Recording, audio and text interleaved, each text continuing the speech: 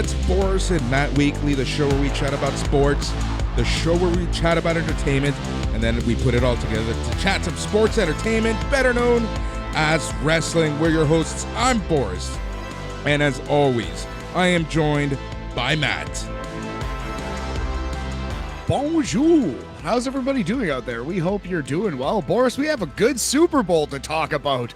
The rare, excellent Super Bowl. Although I guess some of the more recent Super Bowls have been pretty good, but this was a good one for 95% of the game anyway. Pretty solid Super Bowl, pretty solid halftime show. We also have a special guest this week. Lots to get to, too much to get to. But Boris, how you doing, big homie? I'm doing all right. Just it's been one of those weekends, man. Just so tired.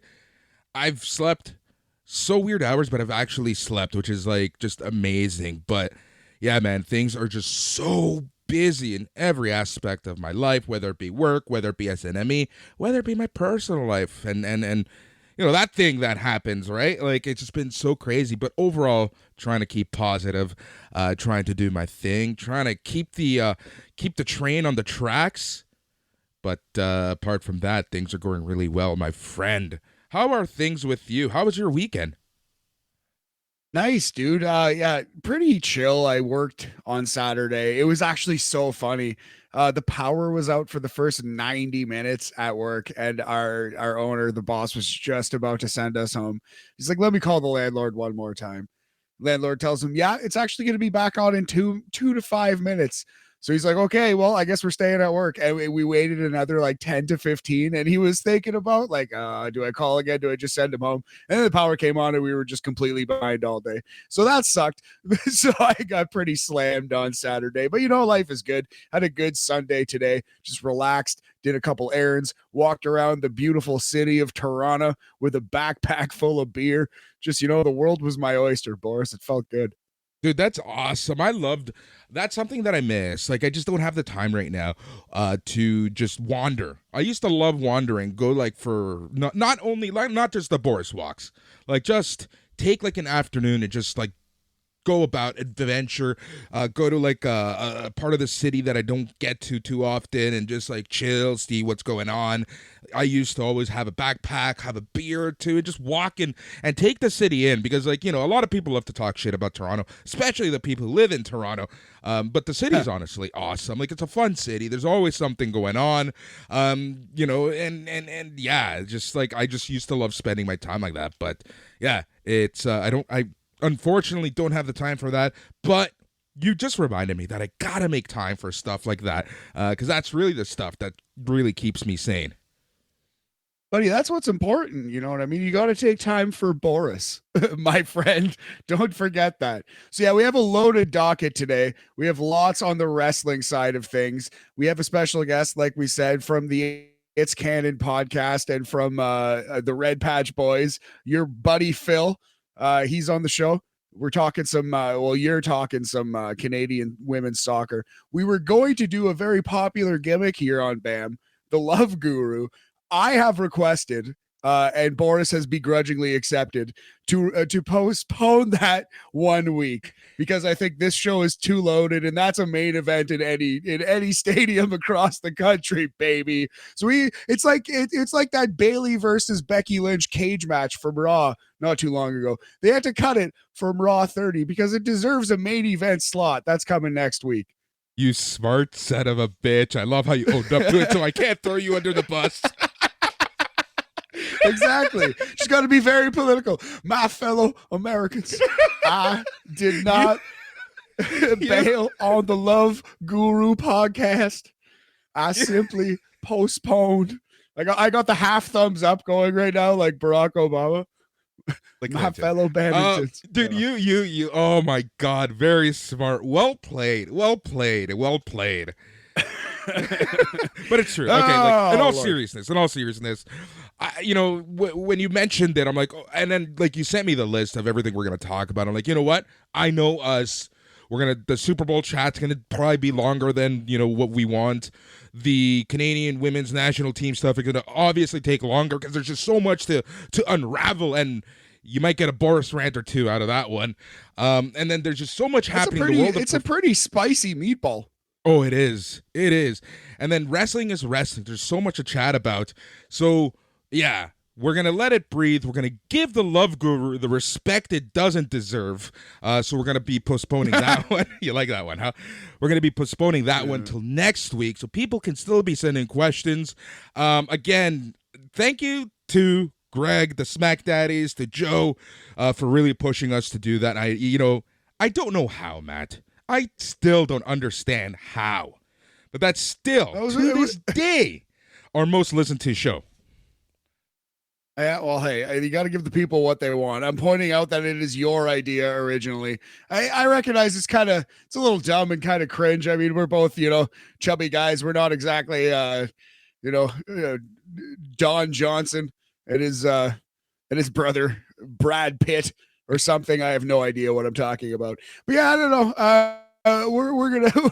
We're gonna clumsily give some advice about love and sex and all that kind of fun stuff. It'll just basically be like the blind leading the blind. What fun it will be next week. So it's a little teaser, put that under the windowsill, water it for 6 to 7 days and let's see how she blooms next Monday on Bam. Exactly. So that's exactly what we're going to do. And did you know that next Monday is a long weekend? Oh, it's family day. Yep. By God, there's one to listen to with the wife and kids. Hey, gather around, everyone. We're going to sit around the phone. Listen to these two idiots who are single and probably going to be single for a while talk about love. Yeah, talk about the differences between getting rejected on Hinge and getting rejected on Tinder. It should be fun. Can't wait. And the intricacies of situationships and how they could really F with your mind. Yes, all kinds of intricacies. Yeah. So do you want to pivot to sports here and talk about this Superior Bowl that we just saw, big homie? Let us, because there's a lot to talk about in terms of the end of this game, but I think you said it best that this game was a very fun game. I think that we called the way that this game was going to go for the most part. Nobody could have called that dusty finish, but I think that it's like really, if you knowing the way that both teams play, it shouldn't shock too many people how this game went. Yeah, I was a little off on the score. But other than that, we pretty much nailed it, buddy. The game went kind of exactly how we said it would. Philadelphia ran crap out of the ball, won the first half. Kansas City made a dramatic comeback, came down to the end. Kansas City won. Obviously, there was a bad penalty.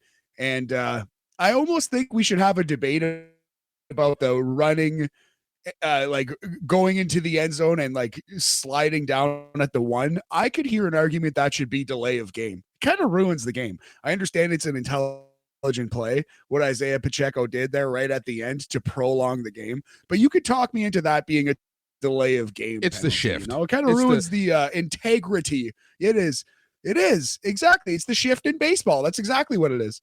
Right. And I think that as you see more teams doing that and ruining the end of games, I think that the NFL is going to say, hey, come on, this is a sport. Blah, blah, blah, blah, blah, right? But yeah, so final score, Matt, was what? It was 38-35, Kansas City over Philadelphia. Yep. And it was a great game. It was honestly a very fun game. If you're not, here's the thing, though. I think that it's one of those games that if you're watching the Super Bowl just for the halftime show, which I think probably more than half of the people who watch it are, it might not have been the game for you, right? It wasn't a back and forth love, like just amazing game, but it was a well played, well coached, well called game for the most part, and it was fun. It was a football fans football game. Yeah, I respect that. It didn't feel like your typical Super Bowl. It was over quickly. It had a good pace to it. Felt like a normal, solid football game that you'd see on a Sunday night, minus the massive Rihanna concert, of course, and the awesome national anthem that started it. What was the guy's name? Chris Stapleton, his country singer, whoever he was. He killed it. The Eagles coach was bawling his eyes out during that, rightfully so. That was one of the best national anthems I've ever seen. Yep, it was really well done. As you said, the Eagles won the first half and they were up by 10 at the half.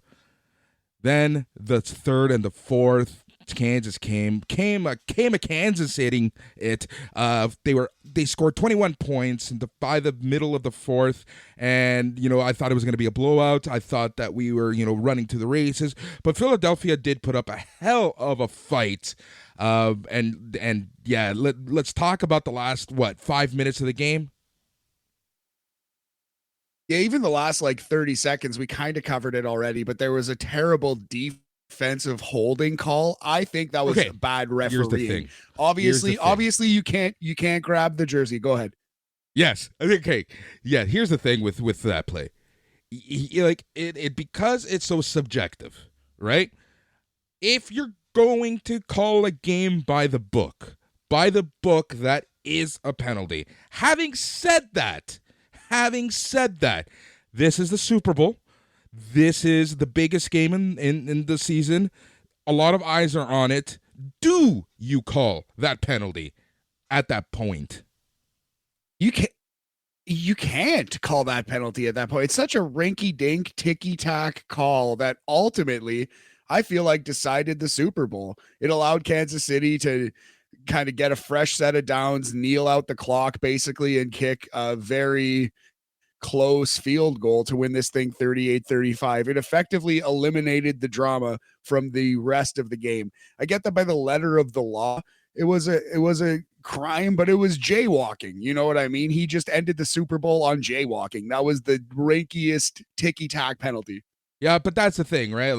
And that's a debate that we should have. I don't know who we should have it with, because I think you and I are on the same side of this, right? But if you're calling any sport by the book, yeah, that's a penalty. But you have to think of the bigger picture sometimes, right? But then on the flip side, if that call would have not been done, can you imagine the reaction on the other side?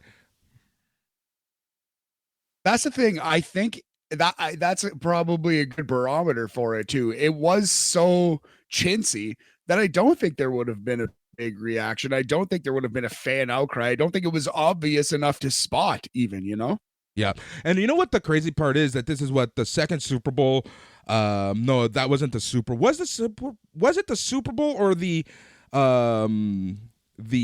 NFC championship game that was decided kind of rinky-dink like this? I know that we've been seeing a lot of major games being decided like this over the past 2-3 years. There was a really bad penalty, and I think that one was the fault of the player. In just the AFC title game this year, the Bengals-Chiefs ended on a really questionable call, although ultimately I would have called that one before I called this one. But it's happening more and more, man. It absolutely is. Yep. Exactly. So, that's the unfortunate part. We got the good old dusty finish. It just really deflated the balloon. I think a lot of people were put off by the way that this game ended. And if, here's the thing, if I'm the casual viewer, because I love talking about the casual viewers, right? Like when it comes to wrestling, I always think of the casual viewer. When it comes to any sport, I think of the casual viewer. Think of the casual viewer.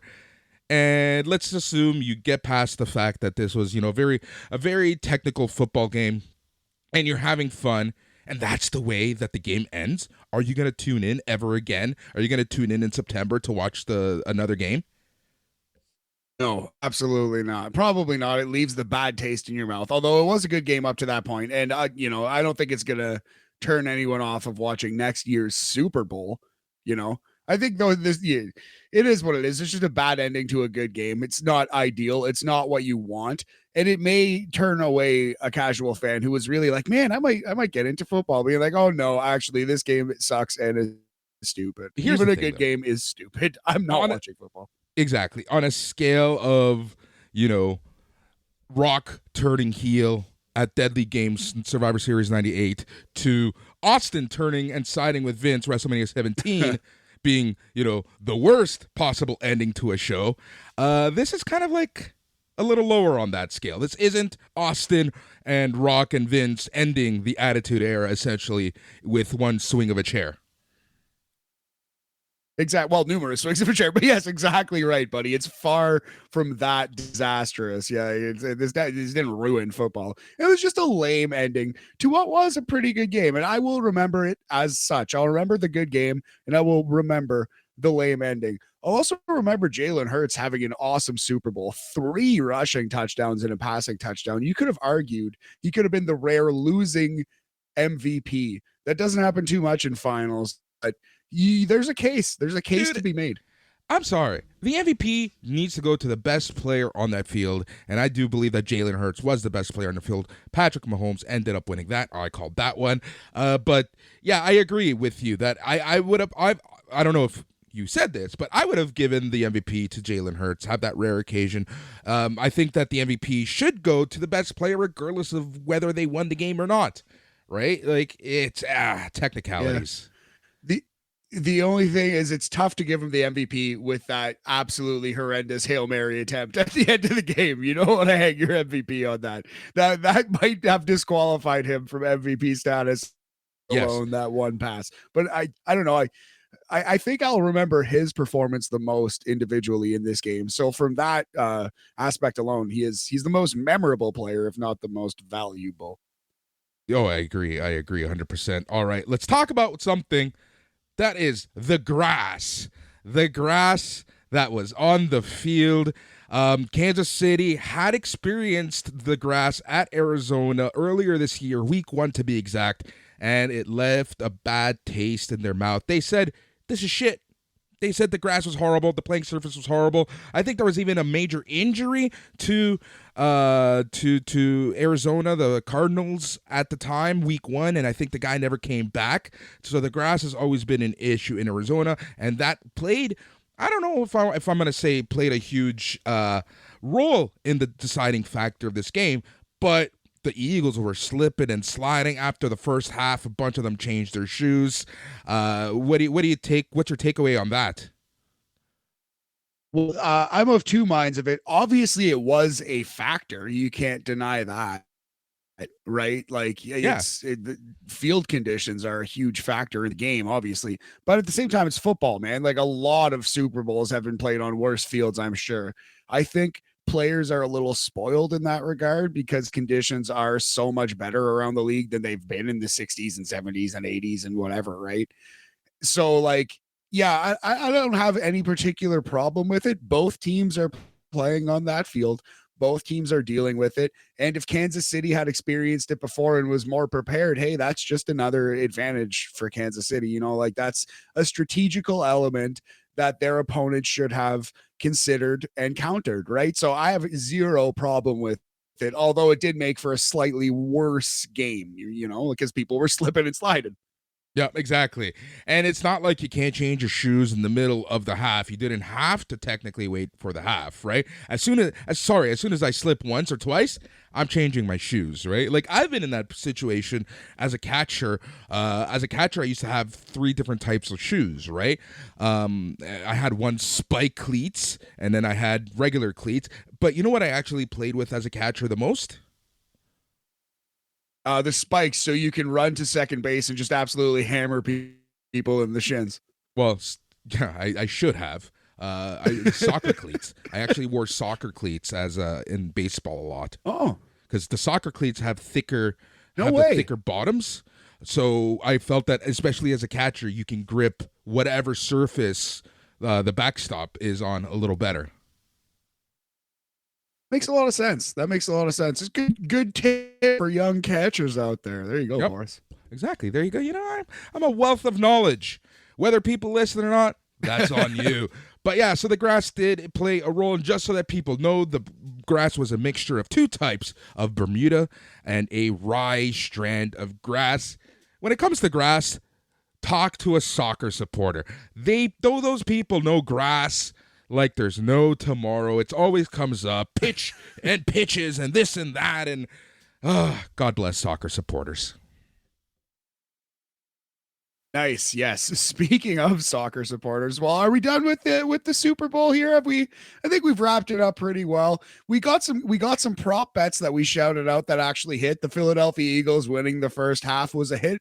The Philadelphia Eagles rush attempts as a team over. I saw it at 29 and at 30.5 in some places. It went over both those numbers.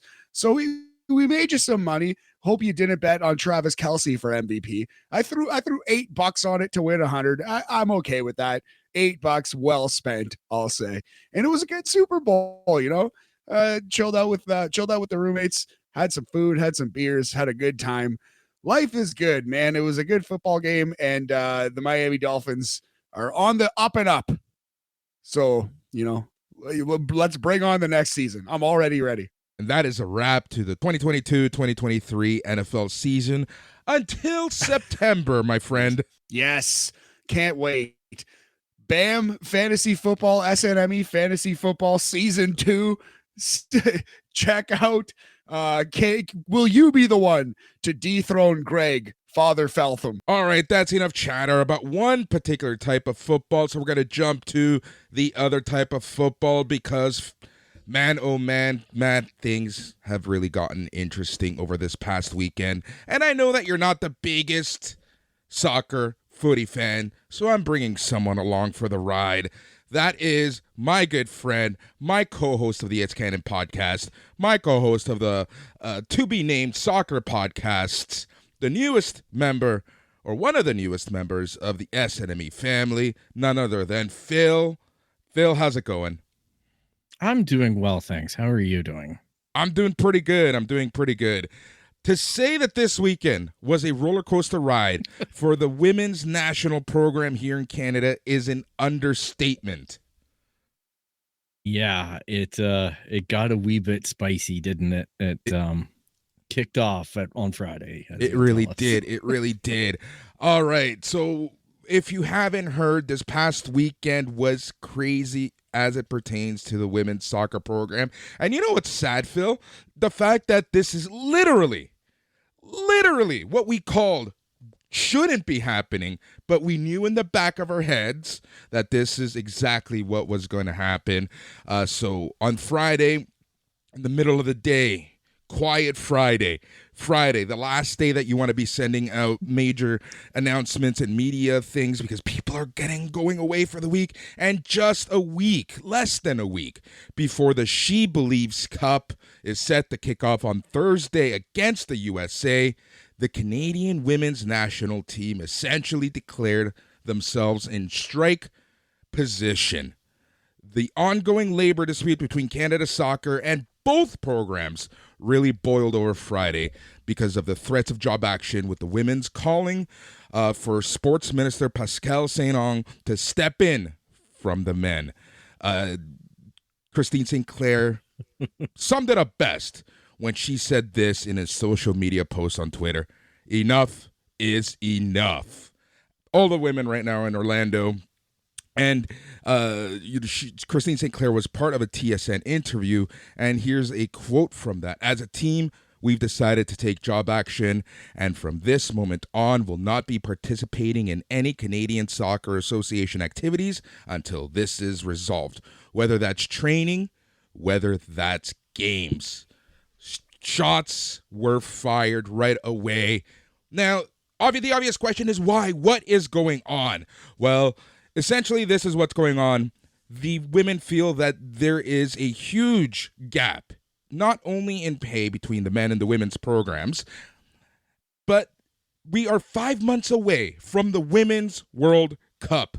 The 6th ranked team in the world, Canada, the current reigning, defending gold medalists, Canadian women's national team, are getting their budget axed left, right, and center. Not only have they not been paid for their Canadian national duties in over a year, not only are they already suffering as it terms in regards to training and conditioning and preparation for major tournaments, but we are 5 months away from showcasing the women, the 6th ranked women in the world, and well, they're essentially being cut out of the equation when it comes to money. There seems to be a huge disparity between the men's and the women's program. And on top of everything, they have less people being invited to camp. They have less workers. They have less medical staff, less staff in general. They're not being paid.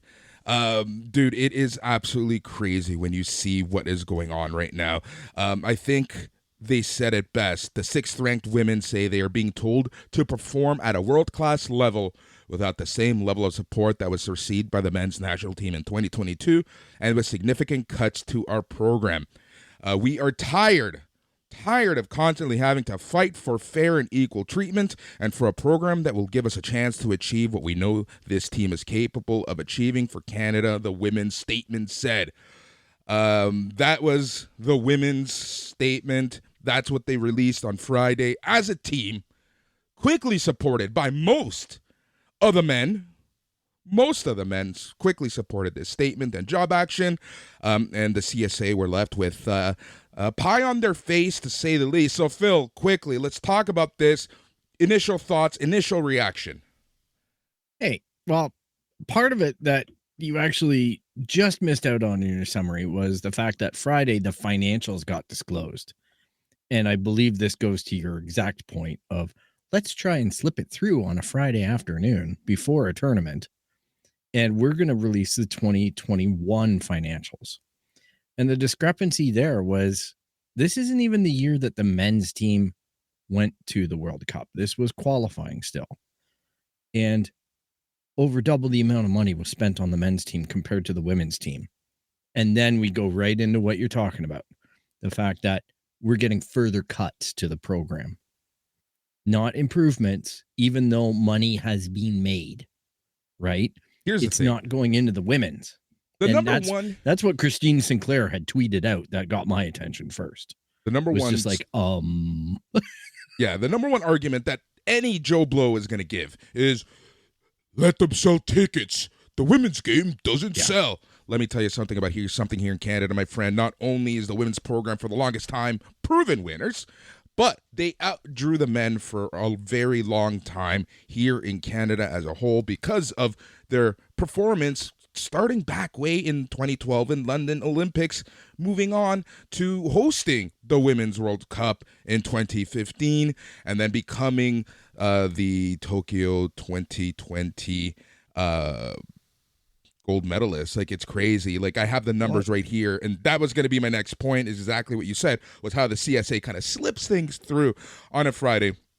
If you look at the expenses, the men's national team in 2021 was given $11 million, 29. $11 million compared to the women's $5 million. Yep. And here's the thing, and exactly to your point. Women's soccer carried this entire program for a long time now. The men weren't doing anything. The men were in a dismal tailspin. It wasn't until John Herdeman took over the men's team from the women's team. People, do you see where this whole system is predicated upon? At this point, it's arguable that our whole talent draw and our whole path to success is based out of the women's program. We are drafting our coaches out of it. We are drafting our attitude for success out of it. We are pinning a lot onto it. I don't know how many games you and I attended down at BMO Field, honoring the women on the field and how that translated into sold out stadiums of support for women's games. Yep. And I know it's a little bit different of a flavor. It's maybe not as fast or physical as the men's, but this is the thing. The women's team has done more than its fair share of holding its end of the bargain and still being a draw in Canada and being the one thing that was there for all of us downtrodden supporters of this battered national team to go, yeah, but the women are winning. And my God, I'm proud of them. Not only are they winning, but they're putting asses in seats, if we want to put it in wrestling terms, right? They are getting people into the stadiums. People are turning around watching these games. And, it just, to me, it's just absolutely crazy. So, Phil, let's take 1 second, because part of this entire fight, and this is what the men were also fighting about, was just, and this is how shady the Canadian Soccer Association is, the CSA. One of the major issues that is stemming from both sides, the men and the women. And the women are feeling this a lot more than the men based on the budget numbers that I just gave from 2021. And that's the Canadian Soccer Association's deal with Canada Soccer Business. This is, like, we can dedicate a whole podcast on Canada Soccer Business. But essentially, they represent all corporate partnerships and broadcast rights related to Soccer Canada's core assets, including its national team. So this includes the Canadian Premier League. This includes anything under the CSA banner. That includes the Voyageurs Cup. That includes the men's and the women's programs at every level. The national team, the under-20s, the under-17s, etc., etc., etc. And they can do whatever deals they want. They can rake in millions and millions and millions. And you know what they give back to the CSA, Phil? Probably bupkis. A predetermined amount. A predetermined amount, regardless of how much Canada Soccer Business does. Now, this deal was made back in 2018, and the CSA even knew it was a short-term pain for long-term gain. Here's the thing, and this again goes to show you how the men's national team is seen. This deal was made in 2018. This did not include the possibility that Canada would actually get good and actually qualify to Qatar. Yeah. Well, we know as a matter of fact that there has been zero planning around success in this program. And right now they're scrambling. And they have egg on their face because this is exactly what you do, right? Is you're not paying players. You've got an influx of cash. You've got a whole bunch of executives trying to figure out who gets that cash. And that indecision is paralyzing the organization. And you're making side deals with then they're making side players to ensure and how about the fact that labor doesn't go unrest? And then how about the fact that they've now invented this whole ticketing system that requires buy-in from fans? Exactly. Right? A subscription service to buy tickets. We've gone from absolutely selling out stadiums to the opposition, right? And barely even allotting tickets to home fans to charging home fans a subscription to get access to tickets. Yep. It's crazy. And here's the thing. The CSA blames their business partners. The business partners are very quiet, but the CSA isn't all clear about this because the CSA was awarded prize money for the Men's World Cup. Canada earned about $9 million from the tournament purse plus $1.5 million to prepare for soccer, and it's not part of the Canada Soccer Business deal. How the CSA is allocating these funds is known to no one. Well, Dwayne Rollins, I did read, has claimed, and he is a guy that might know, he has claimed that money got divvied up equally amongst the players and distributed that way. After the fact. After they started fighting. This is after the Canadian men's national job team action had to take place. Stopped playing friendlies. Yeah, this is after job action, which now, as we're going to go on to find out, basically the CSA shut down this job action declared by the women's national team to basically come out with a statement today that said, yada, yada, Charlie Brown voice here, right? Like Charlie Brown's teacher voice. But essentially it said, well, we really feel like this is going to disturb the fan experience. So they threw the fans under the bus as a reason to bring about lawsuits individually on players that they haven't paid yet in order to stop job action. Now, they might be right in the fact that this is an illegal job action, because we do know that unions and player worker, whatever, do have to have certain declarations and certain things met before they can bring about a job action. But you didn't hear any of this with the men's national team when they took job action.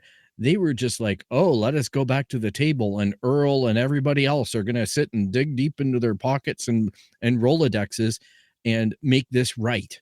Yep. Instead, with the women, they threaten a lawsuit.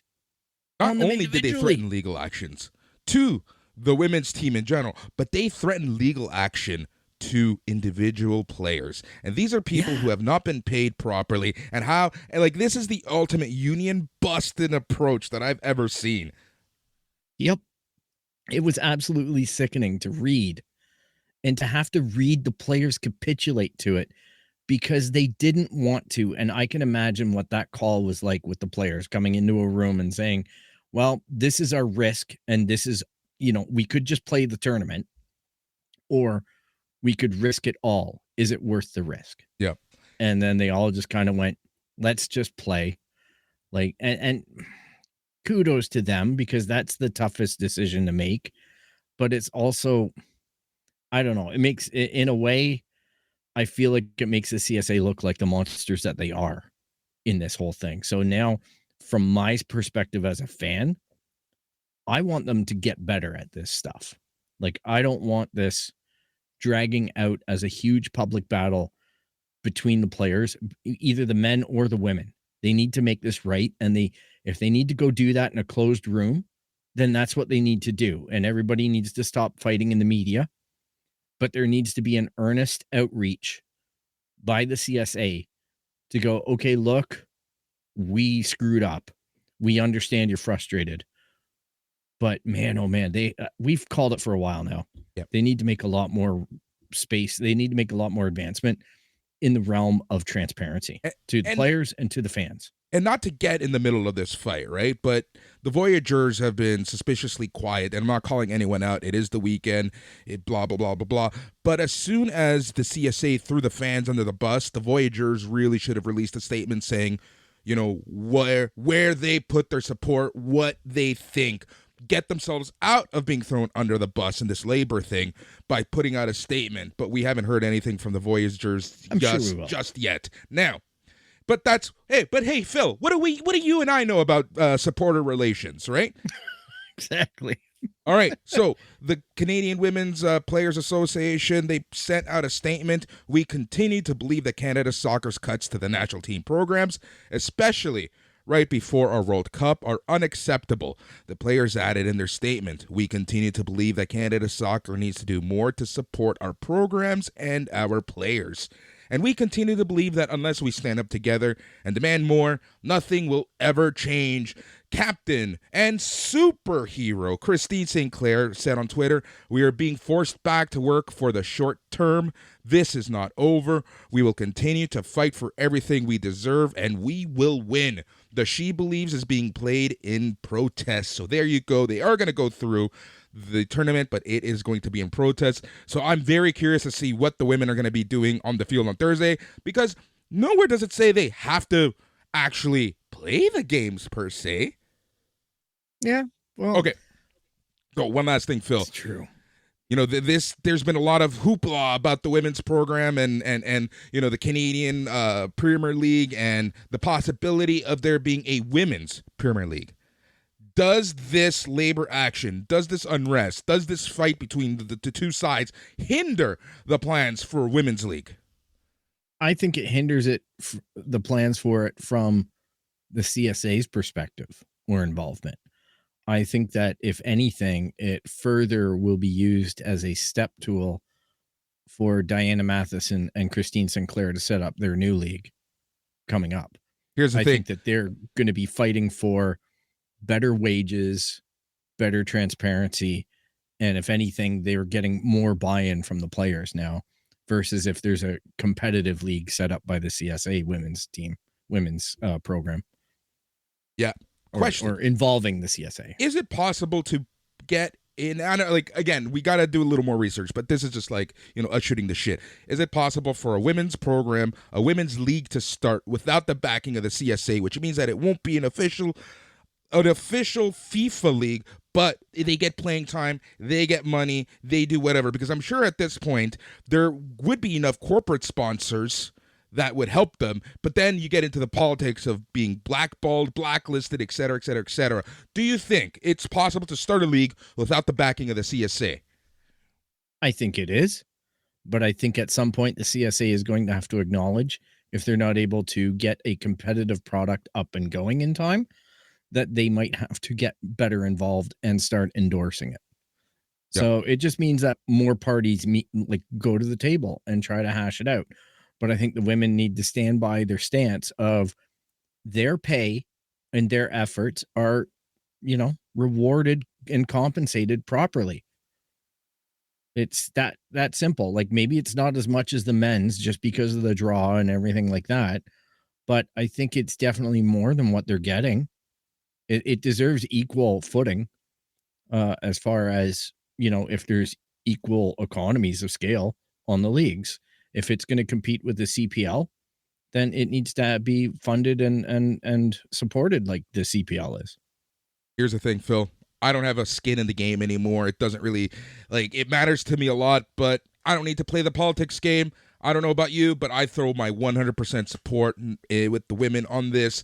I think that both the men's and the women's program are deeply, deeply being screwed out of great money that can help them as we build towards 2026.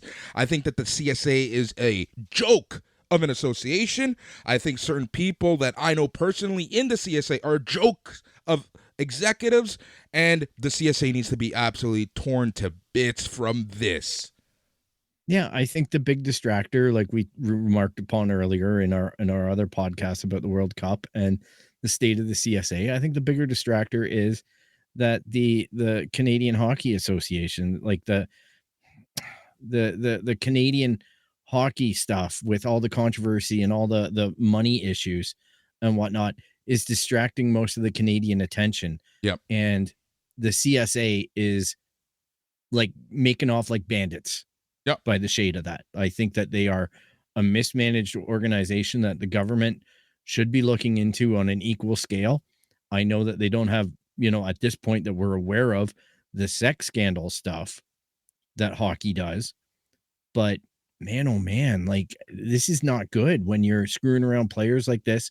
You're screwing around with fan bases and you're screwing around with World Cups. Like you look at the amount of money that's going into it, and goodness knows, look at the political strife that's hit the city of Toronto this weekend. Yeah. With their mayor stepping down, and how much an investment has been committed by John Tory into that World Cup, and how much of that might be under threat now with the mayoral change. Yep. There's so much. I never even thought of that, but there's a lot of balls in the air, man.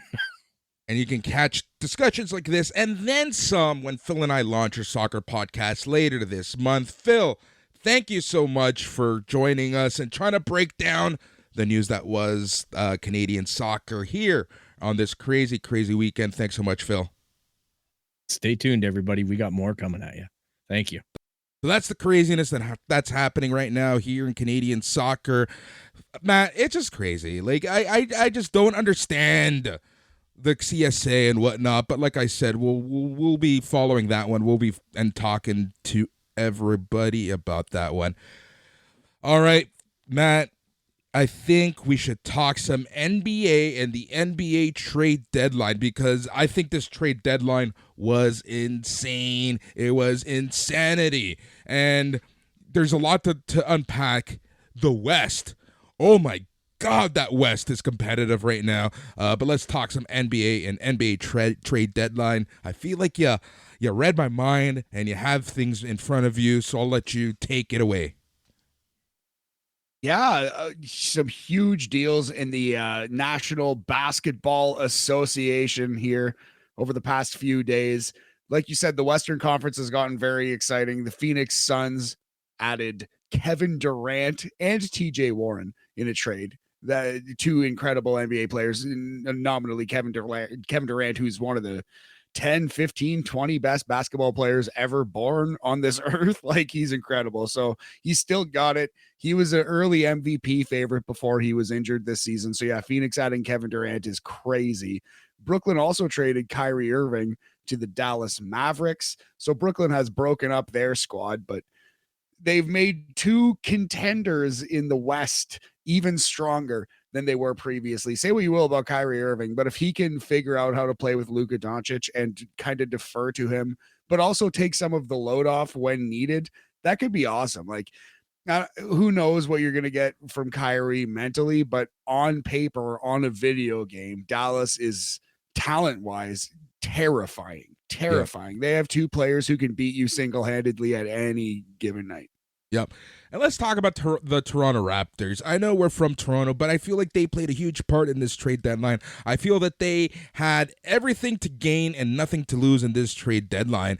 And I know people are giving Masai kind of a little bit of a heck for him not making the moves, because it was reported that OG Anunoby was on the there were a lot of calls coming his way, and teams were willing to give up draft picks. Here's the thing, though. I don't feel that the draft picks were protected enough for us to pull the trigger. That might be it. Also, if they're getting draft picks from Memphis, who's been good for a long time and stands to be good for the next decade, what are you really getting? You know what I mean? Exactly. But I did not expect Toronto to be buyers. I expected them to be sellers. So it is quite shocking for the fan base. We were all expecting Fred to get traded, maybe OG, perhaps even Scotty Barnes or Pascal Siakam, two of the cornerstones. But instead, we add a player who we traded away for Kawhi Leonard, Jacob Poeltl, who is very good. But boy, he was an expensive ad. So clearly the Raptors want to make the playoffs. They want to be in that play-in tournament, buddy. Do you feel that the Raptors, and this is the thing, right? The Raptors are a team. They're very much a team. I feel like they have such great chemistry together, and I feel that that team plays as a team, acts like a team. So do you think, and this is just us, shooting the shit, do you think that the Raptors had a meeting with management saying, we feel we can do this as this core group? That definitely wouldn't surprise me. I feel like part of it is just like they're tuning Nick Nurse out after a while, like the same coach. You know what I mean? Like, eventually you might need to shake it up with coaches in the NBA, but Nick Nurse is such a good coach. He's such an asset. You don't want to just fire him. I wonder if they can do like a Brad Stevens thing where they like fire him upwards, and he moves up the organization and they find a different voice for the locker room. I don't quite know what the problem is, but what you've just said would not surprise me at all. That would make a lot of sense. Again, I know nothing. It's just the way that everything played out, right? The way the attitude of the players too, where they were like, I don't want to talk about the trade. Every year you guys talk to us, blah, blah, blah, blah, blah. I just felt like everyone had the same message when talking to the media about the trade deadline, plus the fact that they became somewhat buyers, plus the fact that we didn't really move the suspected people we thought they were going to move, the OGs, the Pascals, the Van Vliets, right? Like, to me, that just signifies that something had happened organizationally that stopped them from becoming sellers, and we keep this core group together intact. In fact, we added people, and here we go, right? Yeah, that's a plausible explanation. I'm not sure it's the only explanation. No. It could be that the price that Masai wanted was even more than what we've heard the Grizzlies were willing to pay, right? And it could be a lot of things. Who knows? Maybe he just loves OG. Maybe they have a deal on the table for something even better in the summer. I'm not quite sure what it is, but yeah, the Raptors did get better, so that is cool if you're a Raptors fan. But ultimately, what are we playing for here? You know who else got better is your boys, the Lakers, buddy. Yes, they did. The Lakers got better. I don't know about the Lakers. Honestly, I'm at the point where they just need to completely blow it up, start from scratch. But what is scratch when you're the Lakers, right? Exactly. As long as LeBron is there is no blowing it up. There is no scratch. They're going to try to build around LeBron, and they've done a good job of the Cavaliers 2008 to 2010 build on the fly thing. I'm expecting to see Anderson Varejao show up in a couple minutes. But yeah, Lakers got better. Golden State got better slightly, I think. Gary Payton the second, the mitten, if you will, the baby glove. He's going to be awesome on that team. Yeah. Philadelphia 76ers traded Matisse Thybulle. That was surprising to me. I like Thybulle's game. I guess he's like a zero offensively, but he's an incredible defender. The new Andre Robertson. Yeah. Any other major trade or moves you want to talk about? Because I have one major question to ask you before we wrap this chat up. No, I think that pretty well covered it. Russell Westbrook getting traded was expected, kind of hilarious coming off of the game where LeBron broke the record. Here's a hilarious stat I'll remember for the rest of my life. Because if you watch the game where LeBron broke Kareem's record, Russell Westbrook was not having a good time. He was not there for it. LeBron James took 20 shots in that game where he's trying to break Kareem Abdul-Jabbar's all-time scoring record. Do you know how many shots Russell Westbrook, theoretically the point guard of the Los Angeles Lakers, took? I feel like it's going to be like 3. 19. Holy shit. The other way, buddy. He was like, no, clear out, LeBron. I got this. That was his attitude this entire. And you'll find that he got traded fucking immediately after. He lasted like 3 more days in Los Angeles. So I think that was the straw that broke the camel's back. Just Russ's overall attitude and performance in that game where LeBron broke the record. Go back and watch Russ in that game. He's throwing the ball out of bounds. He took 19 shots to LeBron's 20. That's so funny.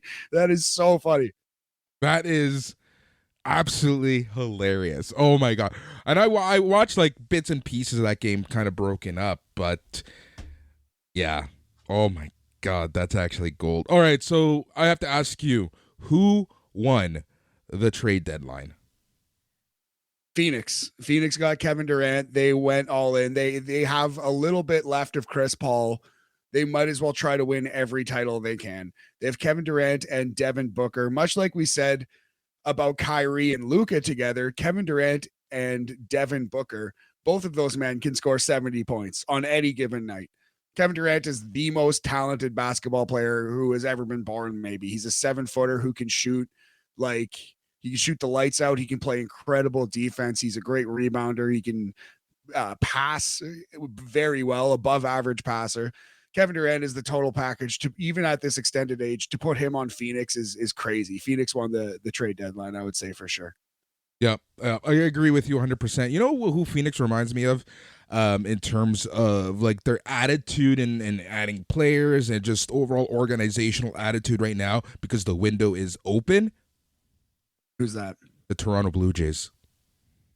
Oh, interesting. They're a little older, but they do have that young core. The Devin Booker is comparable to Vlad Guerrero. I like it. I like that comp, buddy. Yeah, and I like doing those comparisons because I know that not everyone who listens is a basketball fan, is a baseball fan.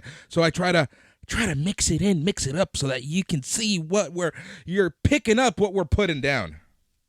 Yes, very good. Yeah, we need a Kevin Durant. That would be awesome. If we can just get Mike Trout or Shohei or something, let's do it. So yeah, Russell Westbrook was traded to the Jazz, but he's going to be bought out, it seems. So expect him to join like Miami, probably the Bulls. Who do you think Russell Westbrook's going to play for? At the Miami. I think Miami's gonna. I think he's gonna join Miami. And he's going to somehow screw that team up because I feel Miami has a good core. I feel that they're doing well. I can see him join the Clippers. Oh, I don't know. I think Kawhi might strangle him. I'm not sure if that would work. If Kawhi would be willing to take him on, but I think he's the opposite of the kind of guy that Kawhi Leonard wants on his team, you know? I think so too, but how much sway does Kawhi have at this point, right? Like the Clippers are a weird organization, man. The Clippers, I don't get the Clippers. Yeah. Well, they have attached their wagon to a man who plays 35 out of 82 games a year and then just kills it in the playoffs. So it's just really hard to predict. Of all the NBA teams, the Clippers remain the most confusing. Oh, yeah. They're the situationship of the NBA. You just don't know what's going to happen. You don't know what the future holds. You don't know how much you should talk to them or about them. Yeah. As soon as you think it's over and it's never going to work out, Kawhi hits a heater and he's just absolutely shutting down the best players in the NBA while scoring 30. And as soon as you got it all figured out, it's playoff P, clear out for Paul George, and he goes 1 for 18 and you lose. Now that we're talking about Kawhi, and I know that I'm completely derailing the show, but I have to ask you this question. You're seeing more rumors and things like that about in baseball, their long-ass schedule and how important the playoffs are. And I think that some players could have benefited from this, but how do you feel about the possibility of load management in the MLB? Well, I think it already happens to some extent, but baseball players like to chase numbers a little more. Like Aaron Judge couldn't have load managed too much in his big contract year. You know what I mean? He had to chase those big home run numbers. So it's a little different now in baseball. There will be more loads being managed, I would say, Boris. But yeah, man, I don't see it being as big a problem in baseball as it will be in hockey and basketball going forward. Ooh, hockey. Oh, I can't wait to see those hockey purists see and when load management takes over. Because you know what team could really benefit from load management? I know a couple, but I'd say right now for sure the Leafs. Yeah. And yeah. Like, I think, honestly, they put obviously Penguins, Penguins Capitals too, just because of the aging superstars, but please go on. No, for me with the Leafs and the Penguins and the Capitals is that, like, 80 games, you know that team's going to end up in the playoffs, right? So why don't you just get ready for the playoffs? Why don't you just put everything you got for the playoffs? I'm not a fan of load management. I hate the fact that, where we're catering and we're protecting and I'm all for protecting of players, but you're trying to sell tickets. It sucks for the fans is what I'm trying to get to. But I do understand that, hey, the counter argument to that is, do you want to win? Do you want to win the big one? Well, show me that you're going to win the big one with load management, because there's only one team who has won with load management, and that's the 2019 Raptors.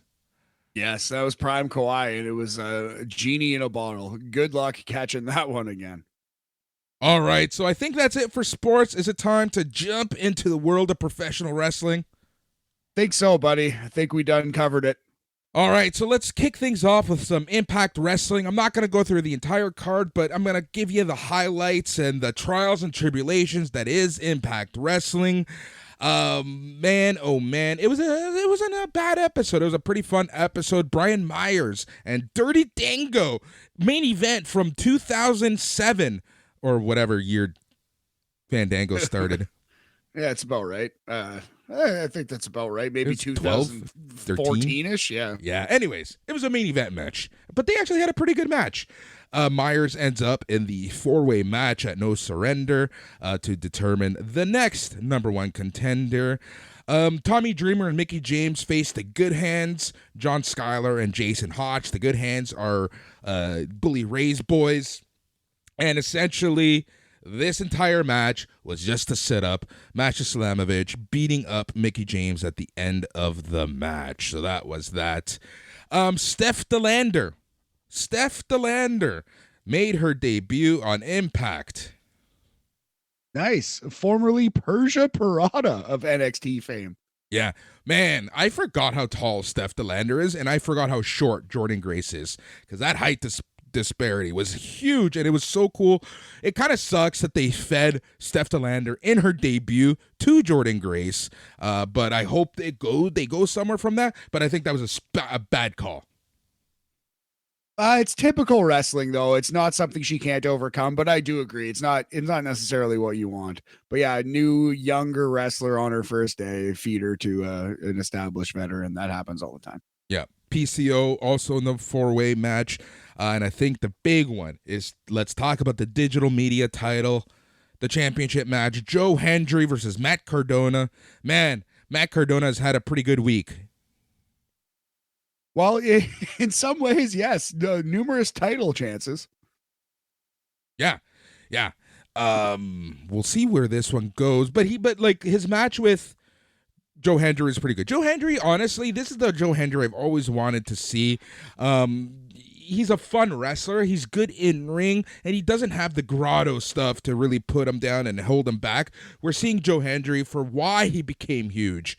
In the Indies and in Europe, right? And Matt Cardona continues to just be awesome wherever he goes. Like this, I'm so happy for him.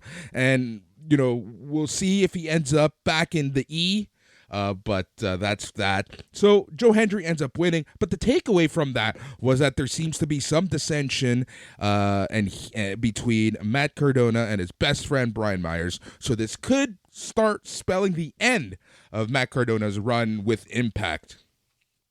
I bet you indeed it will. It feels like it's going to be building to a breakup and a loser leaves town match, which indeed Cardona will lose. I do think he's WWE bound eventually.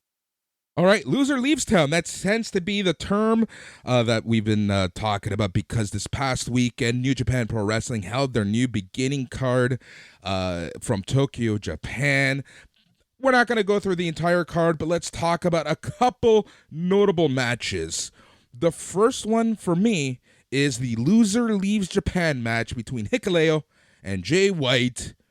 Man, oh man, was this match good.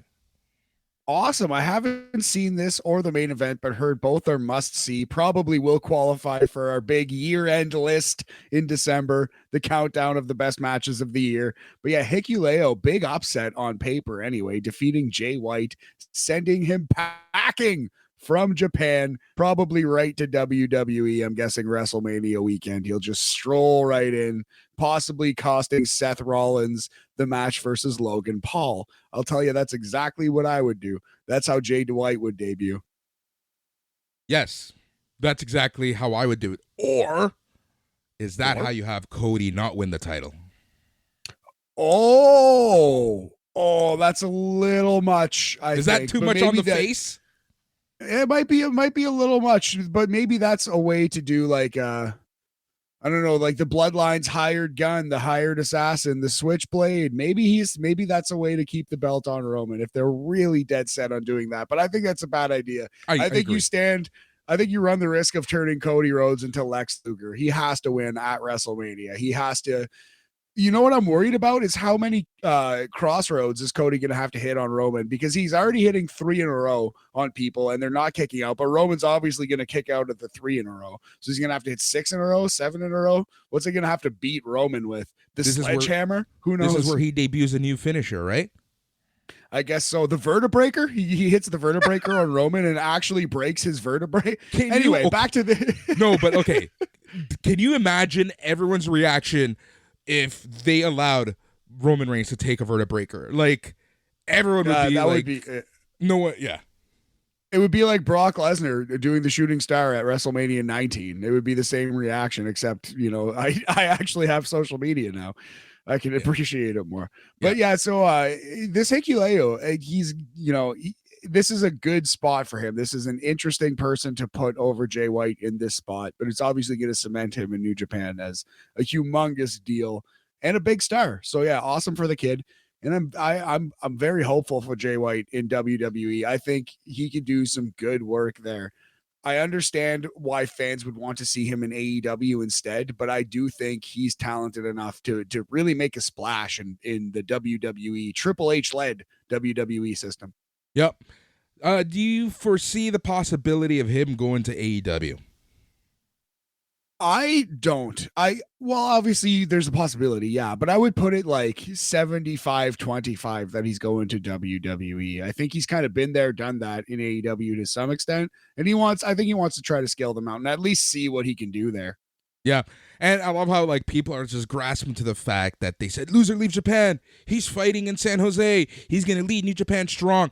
Look, nothing against New Japan Strong, nothing at all. But this is Jay White. He just lost the big one in New Japan Pro Wrestling. I don't see him leading New Japan Strong here stateside. No, he has more to offer the wrestling world, I think, honestly. I think he's closer to main eventing a WrestleMania than starting his own 4th brand, being the biggest star on the 4th best show in the States, maybe, like. What, NXT? Yeah, there you go. Yeah, exactly. No, he better not go to NXT. They should give him the full AJ Styles full ride.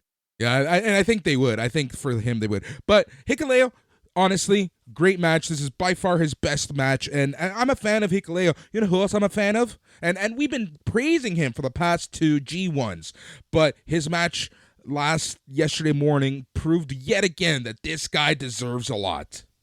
Tama Tonga. Gotta be our boy Tama Tonga. I gave Matt the huge thumbs up because he read my rhyme. He had a great match with El Phantasmo. Oh, wow. I love LP. I'll definitely check that one out as well. love me some Tama Tonga. He's improving. He's going to the WWE at some point in his career. Not going to probably be, at WrestleMania, but I would be shocked if he didn't to show up in WWE before maybe 2025. Him and Hikuleo, like, Yeah. I'd be shocked if both of them don't end up at the same time in WWE. But maybe they're giving both of those guys a push here in New Japan to stick around for a couple more years. That wouldn't surprise me. Oh, yeah, but at some point they're going. It's kind of like the good old Brian Cage and AEW right now. It's like, wait, his contract is almost up. Let's put him on TV every single Dynamite. Exactly right. So yeah, so definitely we'll check that one out. That was a title defense by Tama Tonga. He retained the title. Yep, agreed. Yeah, you're right. Sorry. Yeah.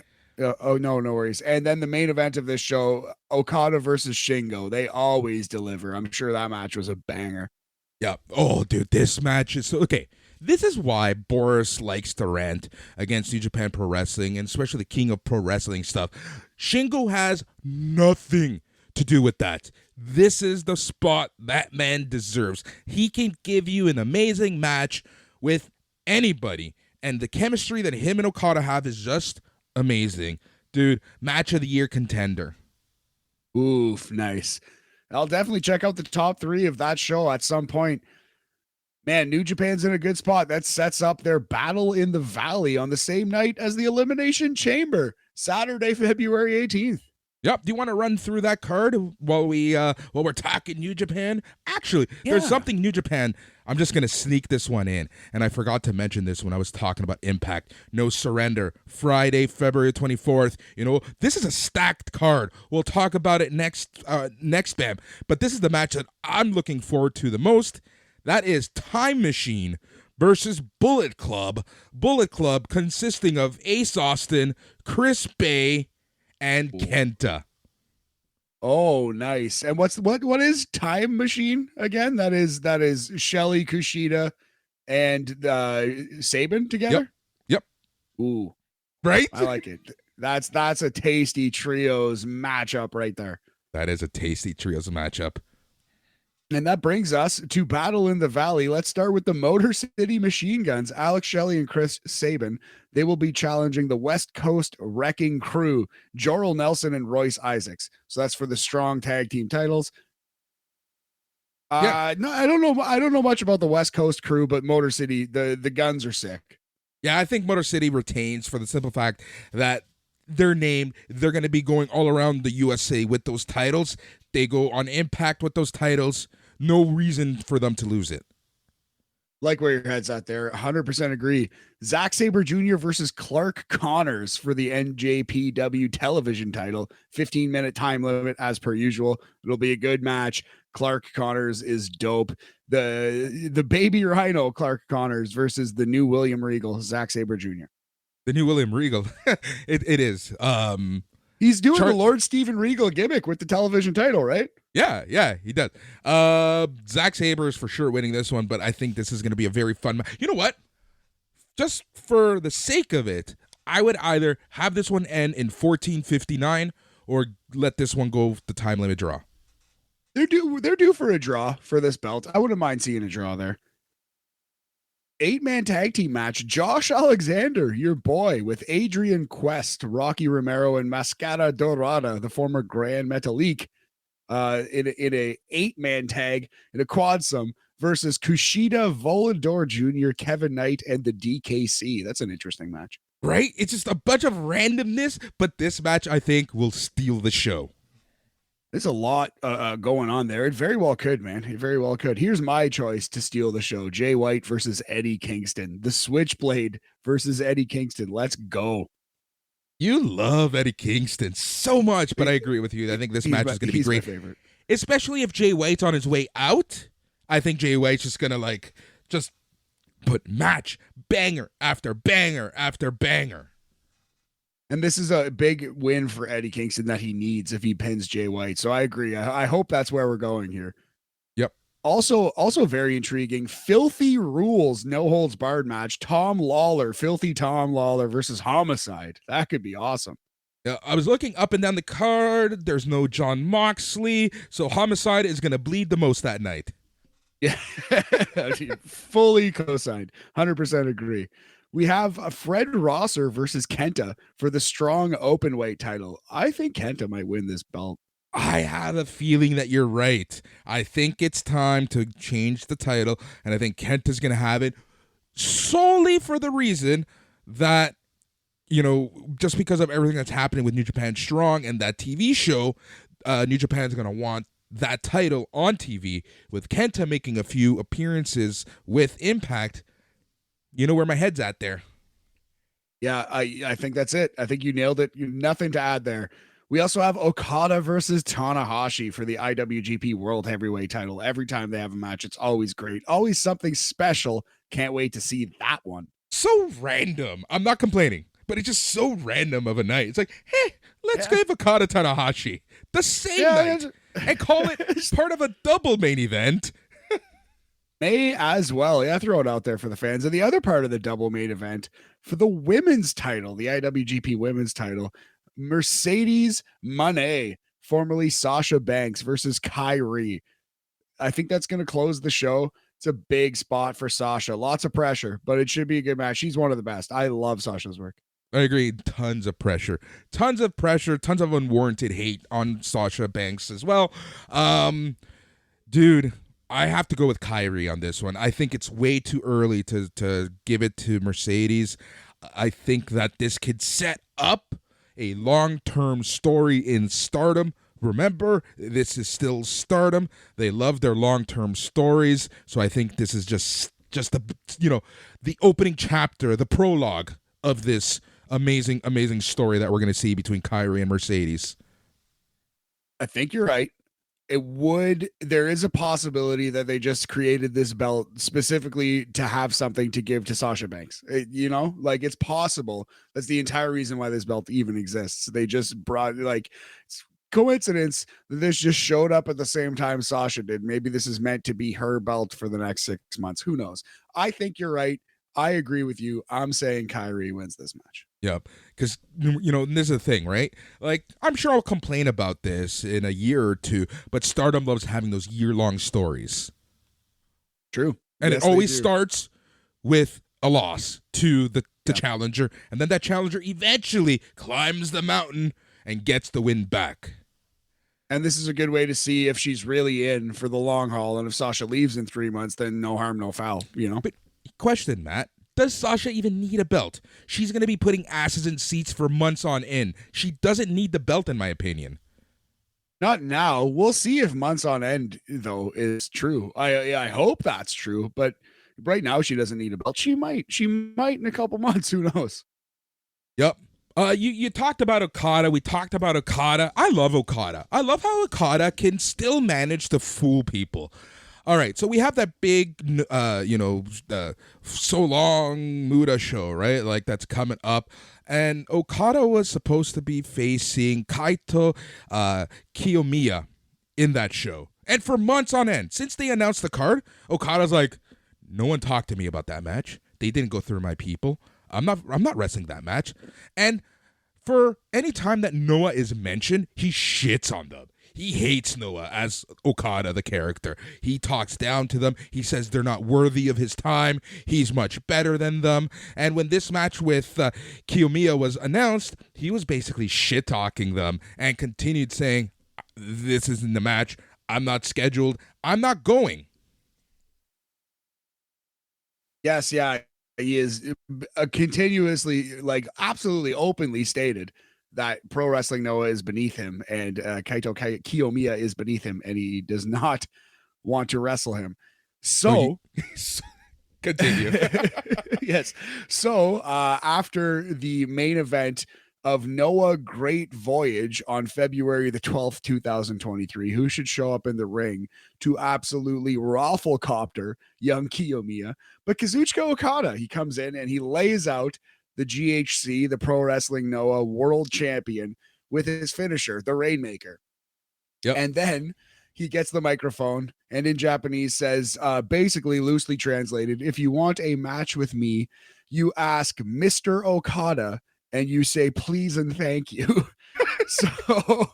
So Okada just comes in as a heel, and the Noah fans are booing the absolute heck out of this man. He accepts the match, Okada does, to rounding boos, and he accepts it again, loosely translated here, not for Kiyomiya, but because I can't stand the Noah fans.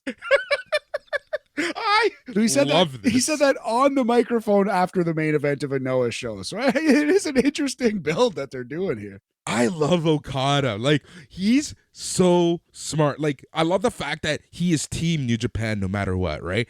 And I think that really makes the fans of other promotions incredibly angry. Because I watched just the main event, the Kiyomiya match against Jack Morris. Dude, very good match. Not the pitcher Jack Morris, the wrestler Jack Morris. And, and great match, but the boos were insane for Okada. Oh, that's awesome. I would love to see an extended heel run for Okada in New Japan, but I understand why they wouldn't do it. Anyway, it's cool that he gets to be a heel. He gets to play the heel to the Noah audience. That's going to be so much fun, that match. Boy, I can't wait for that. Yep. So I'm going to be watching that. We're going to be talking about that. I'm going to eventually be watching Battle in the Valley, but we're booked that night, my friend. You and I are already busy as we are going to be hosting the SNME Radio after party for the Elimination Chamber, which takes place in Montreal, Quebec. Really looking forward to that show. It's, you know what? It's got a pretty stacked card for like the road to WrestleMania. Yeah, only 4 matches, but all of them look pretty good, pretty interesting. I'll quickly run it down here. So we're going to start with the Elimination Chamber for the #1 contendership to the Raw Women's title. The winner of this match will face Bianca Belair at WrestleMania. It is Asuka versus Liv Morgan versus Nikki Cross versus Raquel Rodriguez versus Natalya versus Carmella. So as long as Asuka gets a lot of ring time, that should be a good match. I'm expecting Asuka wins for sure. Yeah, I agree with that. And much like I said, on the flagship, that's my pick, right? Looking through the list. And I think the women's division right now is getting stronger than it was even a few months ago. But you have to think forward, right? Bianca Belair versus Natalya. That doesn't scream must watch. Bianca Belair versus Raquel Rodriguez. That maybe, possibly. Bianca Belair versus Carmella. No. Bianca Belair versus Asuka. Yes. Throw my money. Yes, exactly. Shut up and take my money. So yeah, I think that's just well put, man. Asuka's going to win because she's basically the only real contender. Although you could talk me into Raquel. I think the Elimination Chamber match for the US title is going to be awesome. The 6-man in that, Austin Theory, Seth Rollins, Johnny Gargano, Bronson Reed, Damian Priest, and Montez Ford of the Street Profits. I expect Austin Theory to win that match. Man, this is like NXT when we started watching NXT, and I love it. Right? Featuring Seth Rollins, basically. That's awesome. Yeah, I think this match is going to be so good. I think Austin Theory is going to win. Much like I said earlier, I think Austin Theory comes out to set up the match with John Cena. Yeah, that match doesn't need the belt, but I think right now, Austin Theory needs that belt just to make him that super dick heel. Yes, and you know my prediction. John Cena wins the belt at WrestleMania. Open challenge on Raw, answered by Montez Ford, and he immediately loses. First open challenge, puts over Montez Ford for the U.S. title on Raw after WrestleMania. That's how I think this whole thing plays out. And the way that you get there is Austin Theory keeps the title until Mania. And then Austin Theory and Montez Ford have their own program, right? You can say like, I'm the rightful champ, blah, blah, blah, blah, blah. And you know what? Say what you want about John Cena. He does the job, and he loses when he knows he has to. Absolutely. He lost a lot in his run. I don't think it was, dude, I don't think he has any problem doing that's part of the 2K marketing. Exactly. It literally is. Also, interesting match, a mixed tag team match, Edge and Beth Phoenix versus the Judgment Day of Finn Balor and Rhea Ripley. I think Rhea Ripley pins Beth Phoenix clean in the middle to keep her strong for WrestleMania. I think that should happen. So here's the thing. You can get that happening, and then you can have Edge and Finn Balor kind of fighting around the arena. They can pull a Triple H Mankind. That's what I would do. Make them pull a Triple H and Mankind to set up a big match at WrestleMania. You focus on the women. Beth Phoenix takes the pin. Rhea Ripley looks super strong, and you set up Balor versus Edge, and they fight throughout the night. Nice. I love it. Yeah, that was a good runner at Canadian Stampede. And this has kind of got Canadian Stampede vibes, this pay-per-view. I think that's a great note. It does. And the main event of Canadian Stampede 2.0 is Roman Reigns versus Sami Zayn singles match for the undisputed WWE Universal Heavyweight Championship of the world. Boris in Montreal in Sami Zayn's home. I think Jey Uso turns on Sami Zayn and Kevin Owens makes the save. It's the obvious choice. A lot of people have predicted it. It's not an original thought, but it is what is going to happen. I agree. All right.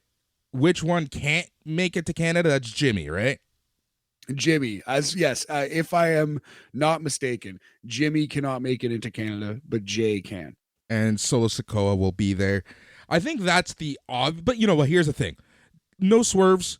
Sometimes the obvious thing is the best choice, and I think that's the best choice, especially, you know, if you want Cody and Roman to mean something huge, you want to keep that momentum with Sami Zayn.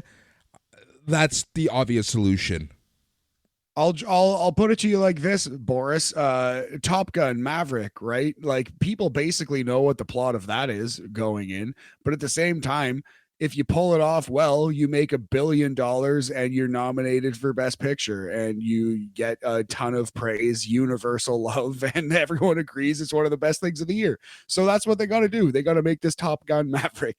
You know what's going to happen going in, but if they land that plane, Boris, to borrow a metaphor, then all will be well. Yeah, I agree. Perfect way to put it, my friend. All right, do you want to talk about NWA Nuff Said and the worst gear in the history of professional wrestling? Tyrus looking like a wet grocery bag. Oh my God. Why would you call number one? I am grateful to the wrestling gods that Billy Corgan didn't buy Impact. Oh, well, yeah, man. Yeah, it's definitely, at least he just bought NWA and made this his weird little vanity project. So we're getting the Funkasaurus versus Bubba Ray Dudley for the world title after the Funkasaurus beat Zack Ryder, who, God bless him, he tried. We had Alex Riley showing up on this show, absolutely eating shit on a terrible attempted dive, top dollar level dive. God bless Alex Riley, but dude, boy, that was bad. That was not a good return for the poor guy. No, it was not. Poor. He's now under the name of Kevin Kiley Jr. I guess he is the son of the original Kevin Kiley. So yeah, there were very few highlights on this show. I guess the Renegade Twins won the NWA Women's Tag Team title. That appears to be a highlight. Chris Adonis apparently was working really well on this show. Chris Adonis, the former Chris Masters, continues to be highly underrated. He's become a really good wrestler and still is. Yeah, he beat Trevor Murdoch. So that was an okay match. I just saw bits and pieces of it here and there, right? Looked okay, but nothing special. Kind of like the entire show, right? Camille continues to dominate. That's probably the highlight of the NWA right now. Yes, yeah, indeed. Camille, I would say for sure is the highlight, like the highlight, the only highlight on most shows now that Colby Carino is gone. But yeah, Camille is still doing good work. Her stuff is, if you're going to watch anything on an NWA show, watch that. And then we get to the absolute definition of a 10-pound piece of shit in a 5-pound bag. In this case, a green grocery bag, Boris. Tyrus, the Funkasaurus NWA champion. What more to say? Honestly, I got nothing. I still don't understand. You know, those people the people who love to say, but he has the belt on Fox. Let me tell you this, my friends. People who watch Fox News aren't watching professional wrestling, and they're for sure not watching NWA. And if they are, they're going to take one look at the show and be like, well, this is terrible. Why would I ever want to watch this? This isn't entertaining. This isn't good. This isn't athletic. This doesn't, I don't know. This seems worse than the stuff I've seen on WWF. It looks more low rent. Like, it's just, yeah, I don't know. Mouth said this on the year-end show, the worst of show, and I thought it was the smartest thing I've ever heard anyone say about Tyrus and the NWA and the Fox thing. He's like, it's actually bad for wrestling It's not good exposure. It's bad publicity. It's bad for wrestling that people look at Tyrus and look at the NWA and think this is what wrestling is. Yeah. It's not. That's not what professional wrestling is, except for in this one weird, shitty little corner of this universe, you know? But whatever, like Tyrus is world champion so that people like us getting mad about it on our podcasts. That's what he's doing. And like, yeah, I'm kind of glad that we don't really play that game too much. Although when NWA has a pay-per-view, I do think it's worth noting that Tyrus had another bad match in the worst gear of 2023. I love that. And that's all the time we're going to give NWA. Fair enough, man. Absolutely fair enough. There's good in wrestling. You know, there's Elimination Chamber and the Battle in the Valley coming up on Saturday, the 18th. AEW Dynamite has been absolutely killing it. New Japan has had a number of good matches. We haven't even talked about the Time Bomb, Hiromu Takahashi versus Yo. I still got to check that match out. That's got to be added to the list of matches we must see.